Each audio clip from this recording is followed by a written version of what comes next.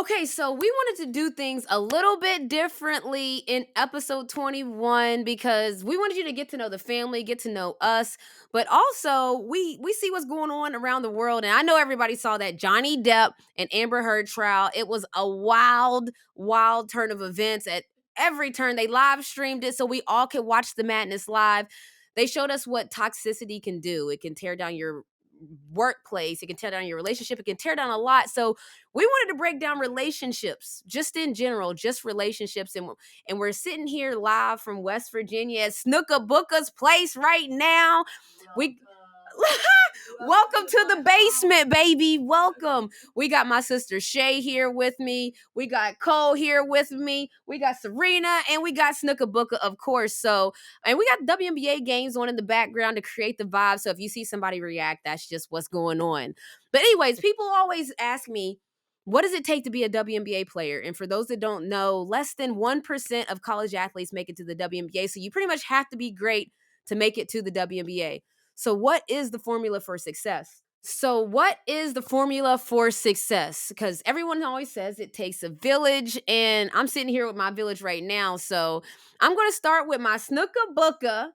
Okay, she's been a college professor for 30 plus years. She taught people how to build a career and everything like that. So if people want to know, Snooka Booka and Diddy molded this whole thing around here. And when I say this whole thing around here, Shay's a doctor, Cole's a big time COO, like molded this whole thing. Snook, what are your keys to success? Just what are some things that throughout life you try to instill, or what are your keys to success? It takes a whole team usually to help you achieve your goals. A lot of times, if you try to go in and do something by yourself, you're not successful.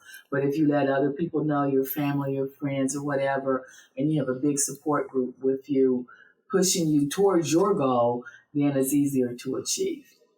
Yeah, I would say definitely. I think for us, I remember for me, young, we talk about it a lot where my sisters was at all the AAU tournaments and different things like that. So when I think of success, we had a Memorial Day party, and I'm talking about a real party, like family came in. Shay missed half of the weekend taking AJ, her son, to an AAU tournament. So when I think about success, the first thing I think about is you got to have a certain level of dedication because a success ain't go there's nothing that's going to be easy in the sense of if you want to achieve the highest level ever, but that's just me in sports. But Shay, you went through what is it called, doctorate school, what do y'all even call it? I don't even know the name, but to achieve a certain level of success, I remember even you telling me stories about you would take naps to what kind of dedication, what was that looking like for you? Well, first of all, I went to pharmacy school. I'm a doctor of pharmacy. I'm a pharmacist.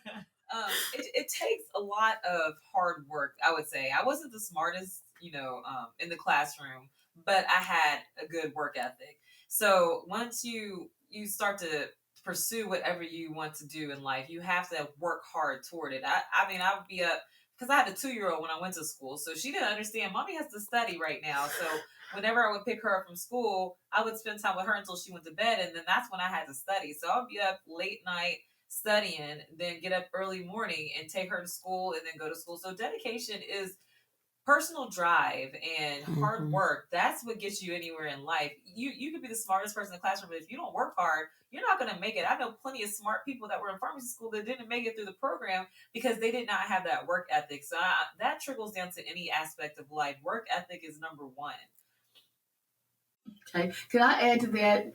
This weekend, we were talking with some people who had been involved with Renee during her basketball years, and one of the individuals, Mr. J.W. Spencer, talked about Shay. Every time I see him, he tells me when she was the cheerleading coach and they were going on their football trips, and they had to catch a bus to go to the game or whatever.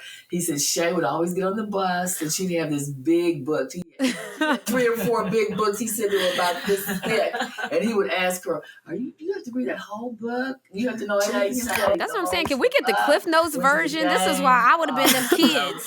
Managed the cheerleaders, got back on the bus, and continued to study on the way back. So she was dedicated to study. Time management is important as well. For sure. I think time management might be one of my strongest suits. Like I think that, like people send tweets, how do you do all this in 24 hours? And I'll be like, listen, I like in between, like I could be on a shoot. So I had a shoot with a company and it was a 6 hour shoot. So that's almost a whole full day. I can't go a whole full day without checking my emails or getting work done. So if I have a full 6 hour shoot, well, in between sets or in between shots, I'm checking my email. I'm responding. I'm writing Serena and I'm asking her, hey, where are we with this? Can you reach out to people? It's like just staying connected. I really do think time management might, even though Shay, that might be like at the top of the list because you see what people, I've talked about time management before on here. I'm like, look at what The Rock's doing. Look at what Issa Rae's doing, Kevin Hart. Everybody got them same 24 hours. Look at what you're doing with it. So that's definitely one. Oh, and I think that also prioritizing what's important. A lot of times you got to give priority what is priority and not just say, okay, I got 24 hours in one day. What is the most important thing and work from there? Because a lot of times people will give a lot of time and energy to things that don't really mean anything. So prioritizing what's important. How will this make my day go forward? That's another thing that you have to learn how to do with being successful.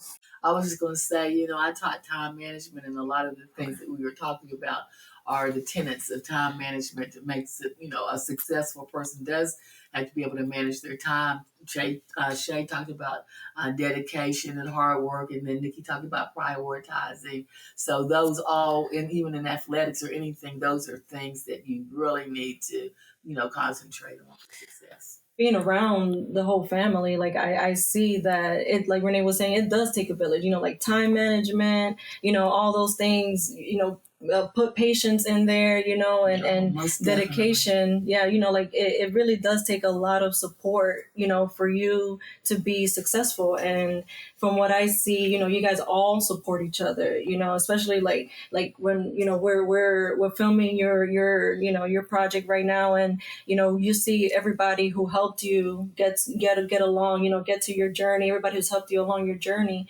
And it wasn't, it's a family, but it's also a community. So it is a village, so, just seeing how much how much you guys support each other, it really does show me that, like support is essential, when, and it is like one of the keys to success from what I see from just watching, you guys as a family. So yeah, so I think that as you hear the keys to success that my family's talking about, that's just keys to success in life in general, but I think that all of those apply to sports.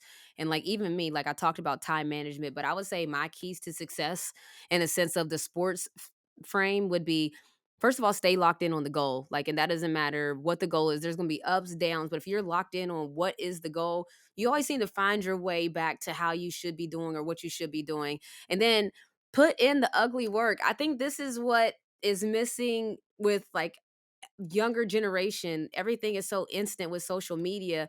There is ugly work. I used to run heels. Like I used to run back there that hill all summer long. I would run until I threw up. But then when I went to UConn and we had to run stadiums, I was good because I had already put in that ugly work. But it's like that ugly work, it seems like that part's what's missing. Like, there's the Instagram workouts and that's all well and good, but there's that ugly, ugly, ugly work that you just like got to put in. Nobody's watching.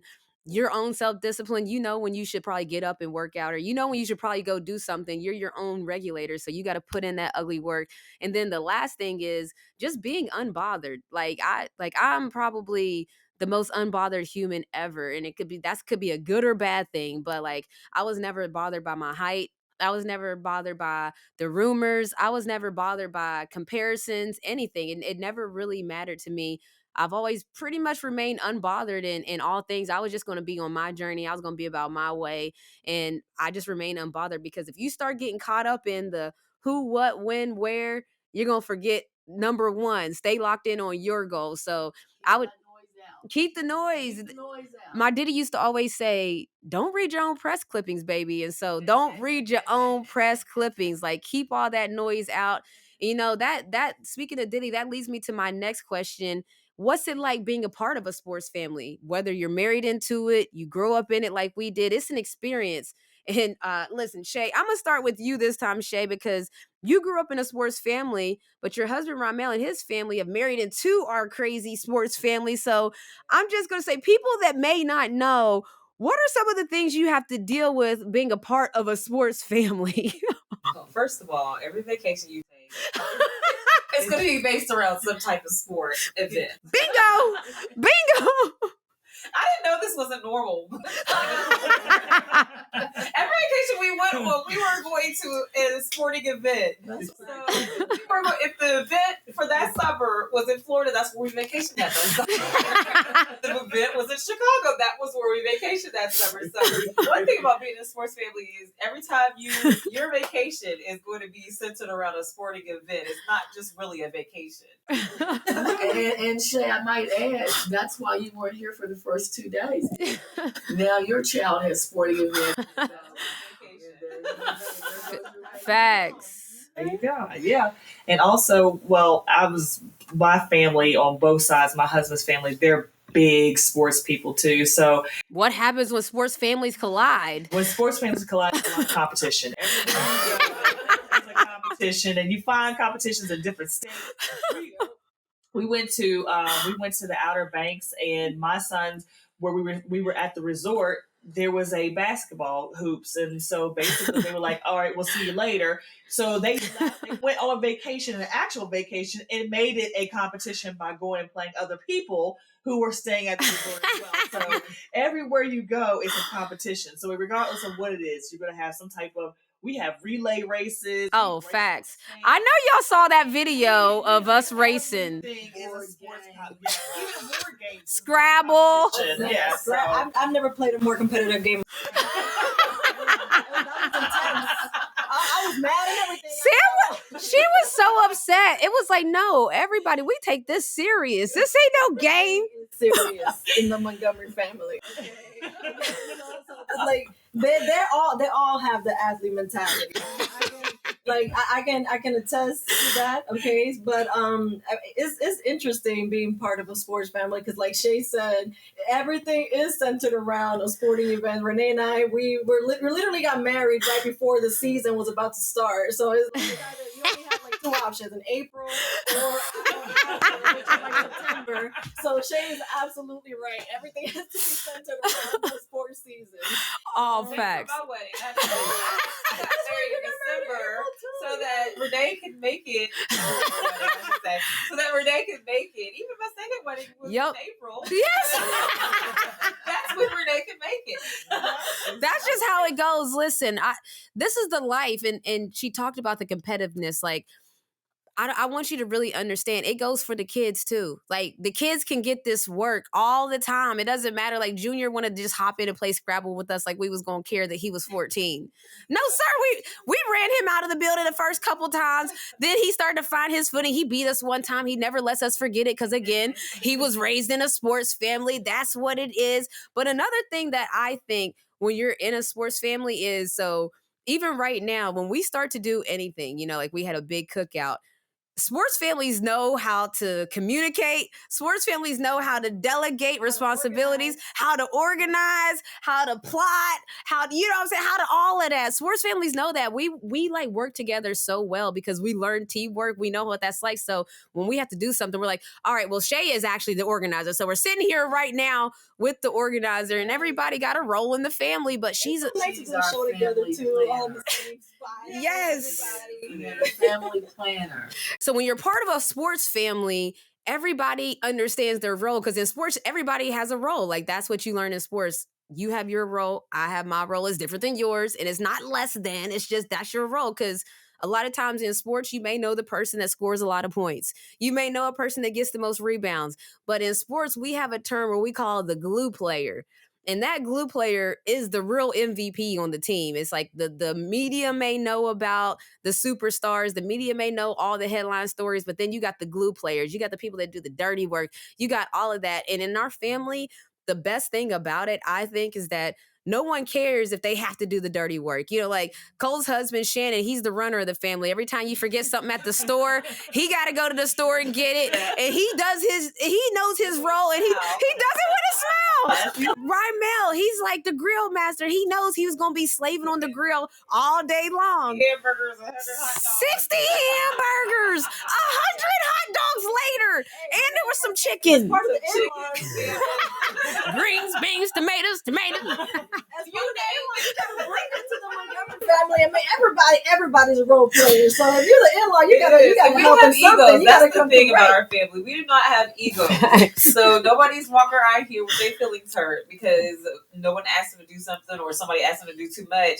We really don't have that At all. in our family. I think our family operates like a team pretty much. So we have family meetings, Yes. things to discuss. If something is wrong, it's brought out. Everybody sits around. Yep. Everybody has their input. So I think, because we've been around sports so much, we've kind of adapted how we operate as a family.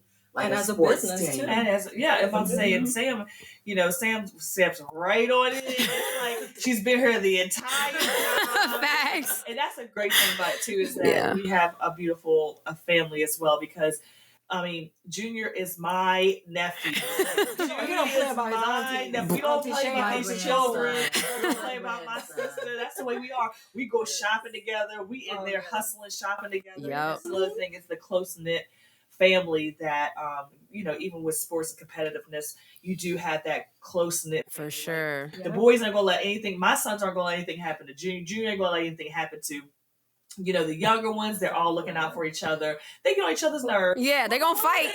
They gonna fight now. They on Fortnite. My cousin Junior's Yeah. One of our nephews was talking noise on Fortnite, right? So he's telling the people they planning is I'm assuming they was catching some L's because Ajax was getting mad. AJ is Shay's son. So my baby was getting mad. And so his response, his clapback was like, oh yeah, well my cousin Junior is going to kill all of y'all. And then Junior got the remote and went on Fortnite and proceeded to obliterate the competition. But that's just how we roll. It was like Junior was like, say less. What's going on? They talking noise. It don't matter if it's on the game. It don't matter if Shay had to pull up at summer camp. It don't matter where it's at. Like, that's the thing about sports teams. Y'all know, y'all seen it. They ride together. We saw Miami Heat. Everyone remembers a little bench altercation. And then what did Miami Heat go and do? They almost made it to the finals this year. A lot of people was like, what's going on? That altercation, we seen Skylar Diggins and Diana Taurasi have a situation. We've seen it with the Atlanta Dream where people have situations and people think that that's just the end all be all. No, families fight, don't they? Families argue. I mean, but I think that's the beautiful Families thing. don't fight. Families disagree. Okay. I think families fight a little bit. We fight. I'm going to tell you right now. We love each other so much that we don't ever hold it against each other. I think that's the beautiful thing about a team. Like you guys have sports instilled in you, but then you guys like over everything is family. And so like that's a beautiful thing. Just being married into the family, like you see that close bond, and it honestly gives me goosebumps just talking about it, because you really do feel the love every time you're around the Montgomery family, and it's a feeling that like you don't necessarily see that in a lot of families. My family, we're actually a very close family too. Definitely. I didn't know that other families were this Definitely. way. So that's the reason why why we're able to be so so blunt with each other and so honest, and still like make each other better at the same time, because we are a team and we do work together. And the fact that we like everything to be A1, that makes the other person be better. Because we're not gonna let nobody else slack. Facts. So We know the standard we can set. exactly. Like we all pretty much like keep each other up and support each other. Like what I was saying earlier. No, so that's exactly it. So that we know what it's like working with our sports families, but we also know that times are constantly changing, even in sports and how it's covered. Athletes now, something happened in the game. Athletes are on social media telling you what happened. And it's like, whoa, like you got a different perspective than you've ever had. So that leads me to my next conversation of traditional versus non-traditional roles. And also just being that role player, because a lot of times in sports, we hear the word the others. And I've been a role player a lot in my career, but I performed it with pride. We talked about that now with our group, but I didn't look at it as a slight. I honestly looked at it as like, look, without my role, the team wouldn't be successful. And we talked about that with our RMA team, that's basically where we are. So, Serena, I'm going to start with you on this one because everyone has their mind set on basically a traditional viewpoint on how couples should or should not do business. Should they even do business together? How do you work together as a couple? With Serena and I, we're anything but traditional. We're two millennial moms raising a Gen Z kid together. It's wild out here, okay? So how do you personally, I would say, navigate through each of the roles that you have, businesswoman, family woman, entertainer? I mean, that's all of us at this point. You wear 100 hats as a woman in general, but just if you're working in business, like how do you navigate through all those different roles? I mean, shoot, your tribe. And like my tribe is the Montgomery tribe, my tribe, my family, my mom, my sisters, like nobody has a big ego, like when you're talking about doing your role or whatever, everybody's role is important, so when you're part of a team, part of a family, Yeah. and you actually want, like when you guys have a common goal of let's let's do right by whatever, like as long as you have like that integrity of wanting to do right, I feel like nobody has nobody has like a big ego, and so everybody's able to perform and do their jobs in order to support what that common goal is, so you're talking about traditional. I don't even know what traditional is. Traditional is, well, Snook, we could ask Snook what's traditional, but I would, traditional I think does change a lot. And so for me, even I learned this from Snook and them. Like, I don't know how couples do when it's finances, but with us, Serena and I, we have a joint account, but we also have separate accounts. I don't know if that's traditional or not traditional, but I know that Snook and Diddy have done it their whole lives. So I was thinking it's dope because like I tell Serena all the time, like we both got to build up our stuff together, like our credit together, our bank accounts together. We're building up our joint account. But, I tell her all the time, like when we get a check together, if we do a think tank production, you earn that check, we put percentages and we split it up. And look, I don't know if that's traditional or not, but I know that like as a family unit working together, like you figure out what your norm is almost, or is there even a norm anymore on how to? COVID changed tradition and norm. Nothing's normal anymore. Yeah, like that's what I don't even know what traditional is. Ever since COVID, like the normal is not normal. Yeah, anymore, so I mean, if you want to go to finances, I think with the way that the banking situations are now, I don't have a joint account with my husband because if he needs money, we can transfer Zelle it so easily that it doesn't make sense to really even have a joint account for us because. Like, hey, we got to pay this bill. He sends me the money to pay the bill or whatever, go back and forth. So the joint account is really not even necessary. And like at our household, we really don't have one. No, we definitely send Zelle back and forth. Yeah, they probably think we have some kind of a money laundering. I mean, we be zelling it here, zelling it back, and then zelling back over here. So we be moving it around. But when you talk about traditional or non-traditional, I guess I've always. Maybe we could be considered traditional, but I've always kind of thought we were non-traditional because roles. I figure if there's something that needs to be done, there's no gender role that who should do what, and I think all through our marriage, that's how it's been. Now my husband, he thinks there's gender roles and things. Diddy don't want Snook taking out the garbage. I just think that he thinks that she's too special. She don't carry bags. She barely walks. I tell you that. She doesn't drive anymore. People are telling me. No, but we had things like I said. If something needs to be done, you do it, and sometimes it might not be considered the role of the woman or the role of the man. Just for instance, when I used to have to go out of town for work, Ron would become the mother of the house, and he would do pigtails and do their hair. Oh wow! Straight out. Boy, he braided it up though, didn't he? That's right. But anyway, whatever is necessary to That's make crazy. the family go is how we've always operated. If it needs to be done and it's going to make the family, it has to be done. then we will do it. That's how we've always. I also remember Daddy used to cook when Mom was on her business trips, and one time he set Mom's curtains on fire. Wait a minute. Maybe there's a reason for the rolls. Maybe. On fire in the kitchen, and then he turned around backwards and thought Mom wasn't gonna see it. That sounds like stuff that we was doing. That happened. I was there for it. Yes, and to this day, I don't allow him to cook in my kitchen. Doesn't he fry chicken out in the garage or something?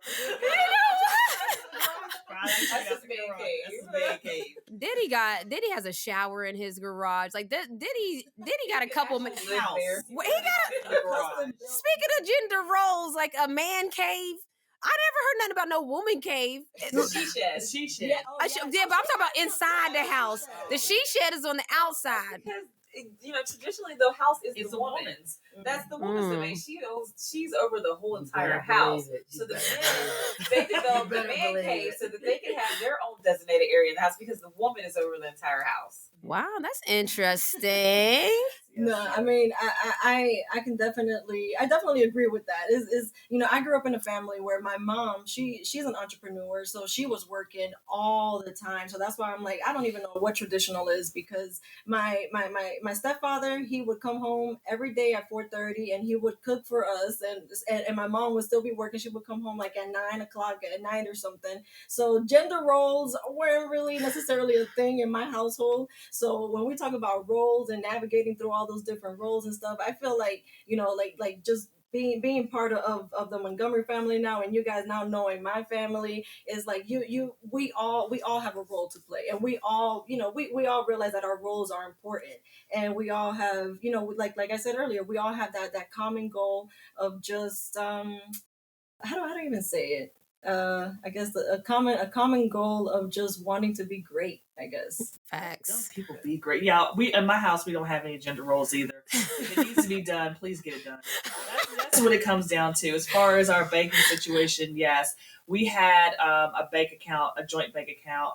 We don't even really use it anymore, like you said, because of Zelle. We still have it. But that's crazy though, because it's like, yeah, needs to get paid. Oh, babe, can you pay the bill? Oh, I got it. Okay, well, here's my bank card. Pay. We don't really use that anymore because, like you said, we're selling our kids money. Facts. It's every day. I'm gonna tell you right now, I should have bought some stock in Lyft. As much as because we're in Atlanta, so Lyft is a way of life. As much as we are sending money to Junior, I'm like, where is that money going? Like every time that bank account, I get the alert that account is below 50. I'd be like, come on, baby. So listen, speaking of roles, I tell him, you got a core 4. I make him do chores every day. You gonna earn your keep on that. And in his chores, he's doing the dishes. He's folding the laundry. So he's learning at a young age. There's not a thing here as far as gender roles. Like Cole said, you gonna get this work done, period. I don't want to hear nothing about you can't take care of yourself, because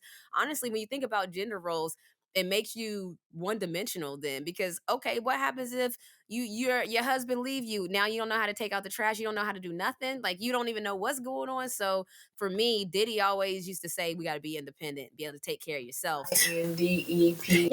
ENDENT. Do you know what that means? Yes.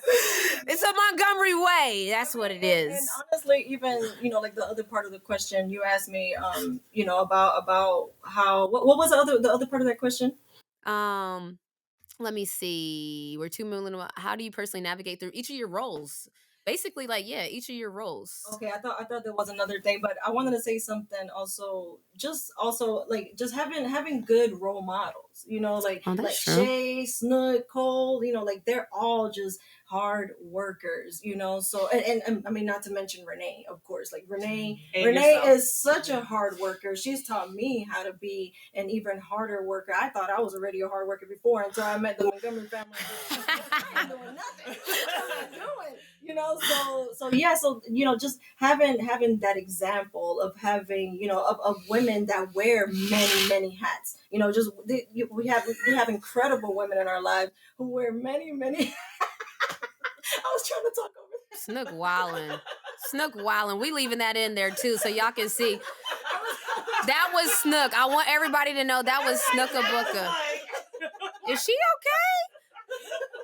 We told them we was gonna treat this like a live show, just so y'all know we coming in like a live show right now. We're trying to talk over that. What in the world? Questions working with your family. Like, just look how we get along. Look how we crack jokes. Like, I love working with my family. Like, I've been working with my family since before we even started our business. Facts. And you know, like, just look how we even like I said, we interrupt each other and we crack a joke about it. You know, because it's like I said, we just keep each other on our toes, and you can't do that with a lot of people that are not family.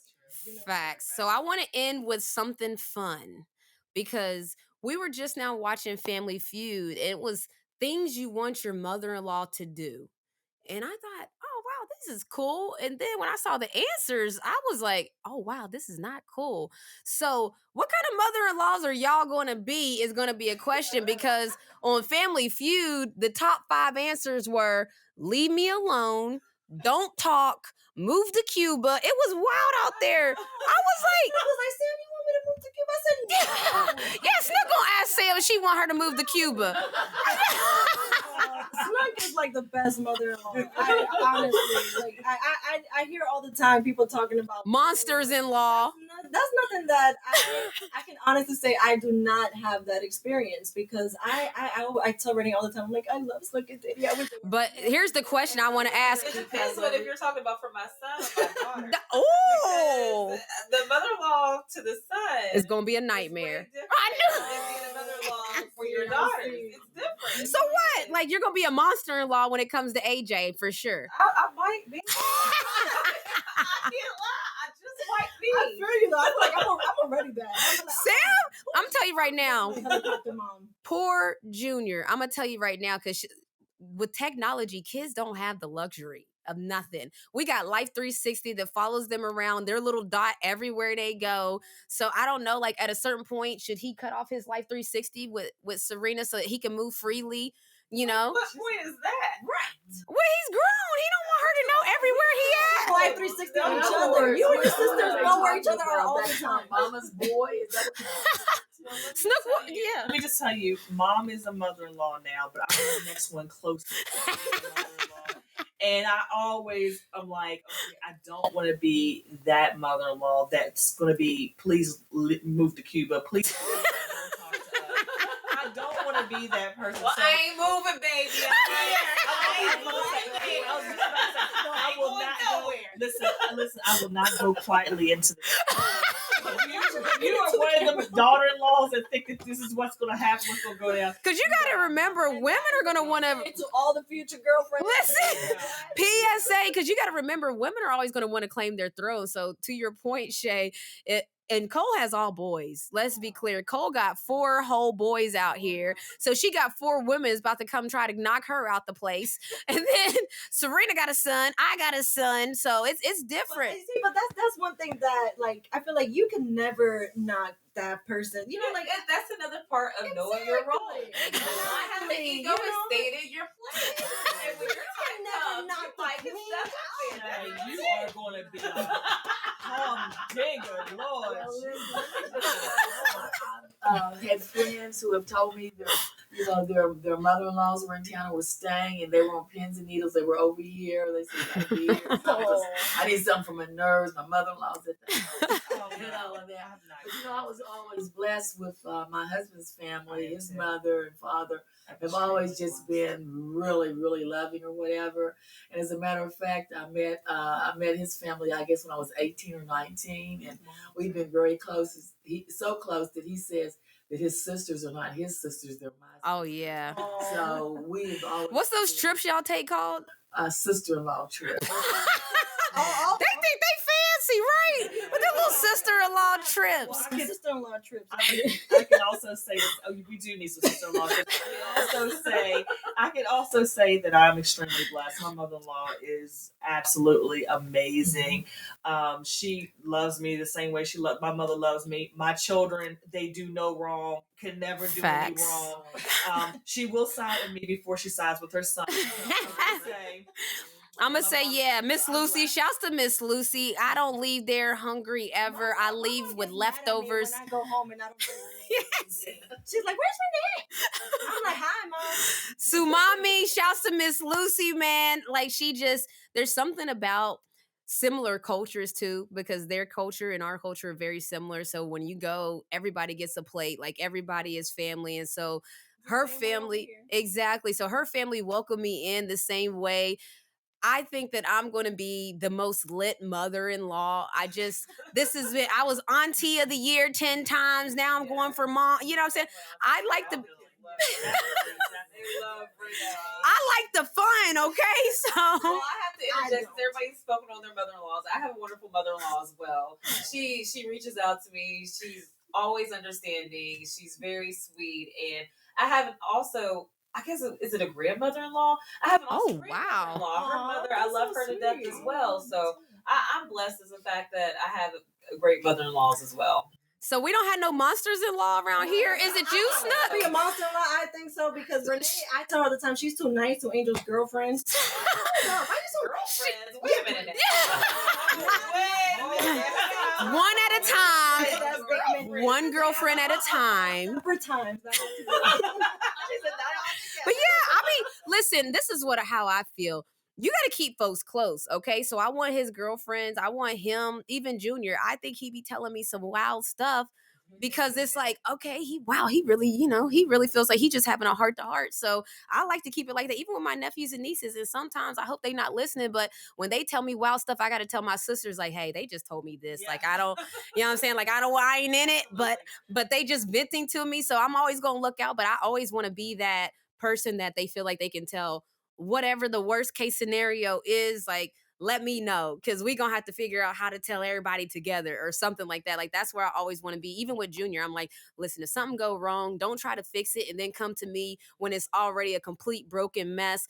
Come to me and then we'll figure out how to tell Sam, because she gonna be the one that's gonna lose it. So all I want is just for my baby to be taken care of. I feel like as a mother and as a mother-in-law, I feel like you just want your baby to be taken care of. And like, I respect my parents-in-law so much that I want to take care of Renee just like they took care of Renee, because I love them and I want to show them how much I love them. So it is, I feel like it needs to be a mutual respect. Whoever definitely Angel's wife is going to be in the future. Ooh, Lord, did you have a little I want her to jelly to wife. Did you have a little heart palpitation? Listen, let me just tell you, you're going to have a lot of women to deal with. Because Junior's a good-looking guy. I'm literally sweating with this conversation. Listen, I'ma just listen. Good looking, like you're like a piece of sugar. You're going to draw the flies. Okay, and you know what? And on that note, she got 3 hot daughters.